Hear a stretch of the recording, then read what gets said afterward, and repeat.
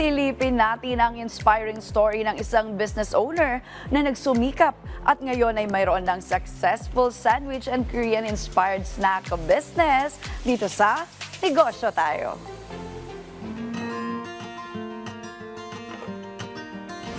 How did you start? Nag-start po tayo July at 2019 our company, but then nagka-pandemic kasi po, no? So our main product before is perfume, then nag-innovate po kami.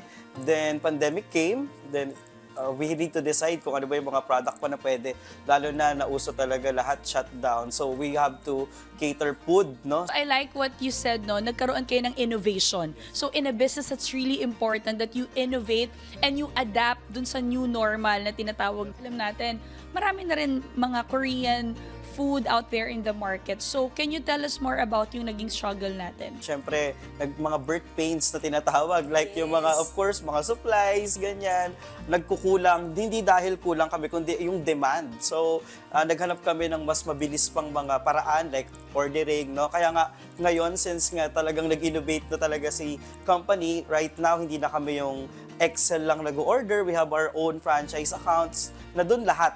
In a span of 3 years, you already have 400 branches.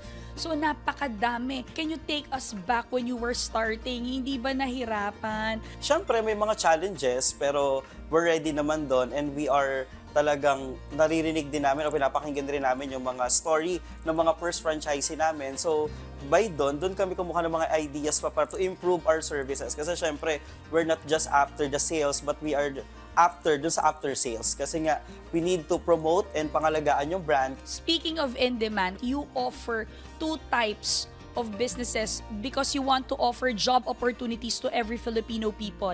Ang maganda dyan, natutulungan din natin silang kumita. Kasi nga po, pandemic, bawal pang mag-physical store, more on online. So, alam mo na natin, maraming mga taong nawala ng work, no, and naghahanap talaga ng part-time, lalo na sa panahon ngayon. That's why we started as Cloud Kitchen na kung saan they can offer the food, no, sa bahay lang, walang dine-in, more on online, more on takeouts. Then eventually, patapos naman na yung pandemic, then last 2023, we came up with the physical store. So, Cloud Kitchen po pala, you can have it for only 16,988.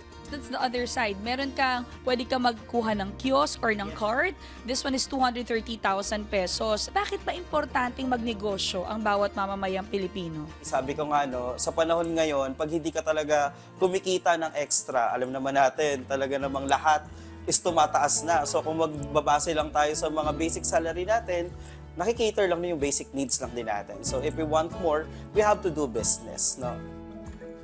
Ang tagumpay ay hindi lamang sa mga taong mayaman o may kapangyarihan, kundi sa mga taong may tiwala sa sarili at sa kanilang kakayahan. Yan po ang aral na ibinahagi sa atin ni Eugene Conche. Isa na namang business story ang ibabahagi namin sa inyo mga kanegosyo at more pa sa susunod nating pagkikita. Kaya naman tara, negosyo tayo!